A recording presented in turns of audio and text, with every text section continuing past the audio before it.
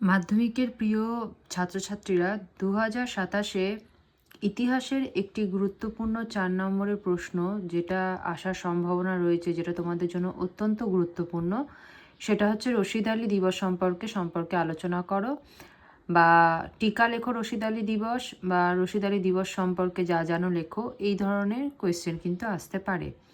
সুতরাং উত্তরটা তোমরা দেখে নাও। এখানে সুন্দরভাবে উত্তরটা গুছিয়ে লেখা রয়েছে, যাতে পরীক্ষায় এলে তোমরা সুন্দরভাবে এটা লিখে আসতে পারো, সেই জন্য। তো উত্তরটা দেখে নাও। দ্বিতীয় বিশ্বযুদ্ধের পর আজাদ হিন্দ ফৌজের সেনাদের বিচারের বিরুদ্ধে সারা দেশে তীব্র প্রতিবাদ গড়ে ওঠে। আজাদ হিন্দ ফৌজের অফিসার ক্যাপ্টেন রশিদ আলীর মুক্তির দাবিতে 1946 সালের, এটা একটু ভুল হয়েছে, 1946 সালের 12ই ফেব্রুয়ারি কলকাতায় যে ব্যাপক ছাত্র জন আন্দোলন শুরু হয় তা ইতিহাসে রশিদ আলী দিবস নামে পরিচিত।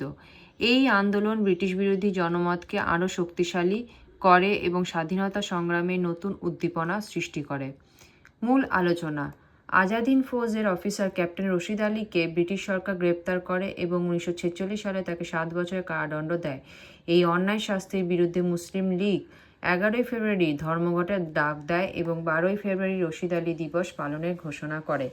এই দিনে কলকাতার ছাত্র, শ্রমিক ও সাধারণ মানুষ ধর্মঘট, মিছিল ও সভায় অংশগ্রহণ করে। ধর্মঘটে স্কুল, কলেজ, দোকানপাট, অফিস, আদালত সব বন্ধ হয়ে যায়। সাধারণ মানুষ রাস্তায় নেমে প্রতিবাদ জানায় এবং রশিদ আলীর মুক্তির দাবি তোলে। আন্দোলন দমন করতে পুলিশ লাঠিচার্জ ও গুলি চালায়। বহু ছাত্র ও সাধারণ মানুষ নিহত হয় এবং অনেকেই আহত হন। এই ঘটনার ফলে কলকাতার প্রশাসন বিপর্যস্ত হয়ে পড়ে এবং ব্রিটিশ সরকার প্রবল জনরোষের মুখে পড়ে। উপসংহার: রশিদ আলী দিবস ছিল ব্রিটিশ শাসনের বিরুদ্ধে ভারতীয় জনগণের ঐক্যবদ্ধ প্রতিবাদের এক উজ্জ্বল নিদর্শন। এই আন্দোলন প্রমাণ করে যে ভারতীয় জনগণ স্বাধীনতার জন্য যে কোনো ত্যাগ স্বীকার করতে প্রস্তুত ছিল। তাই স্বাধীনতা সংগ্রামের ইতিহাসে রশিদ আলী দিবসের বিশেষ গুরুত্ব রয়েছে। উত্তরটি তোমরা স্ক্রিনশট নিয়ে নিতে পারো বা খাতার মধ্যে পজ করে লিখে নিতে পারো, যেটা তোমাদের সুবিধা হয়।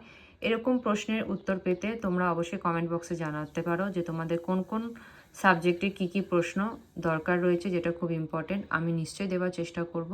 এবং ভিডিওটি ভালো লাগলে অবশ্যই বন্ধুদের মধ্যে ভিডিওটি শেয়ার করে দিও আর লাইক বাটনটি প্রেস করে দিও। অবশ্যই সাবস্ক্রাইব করতে কিন্তু ভুলো না।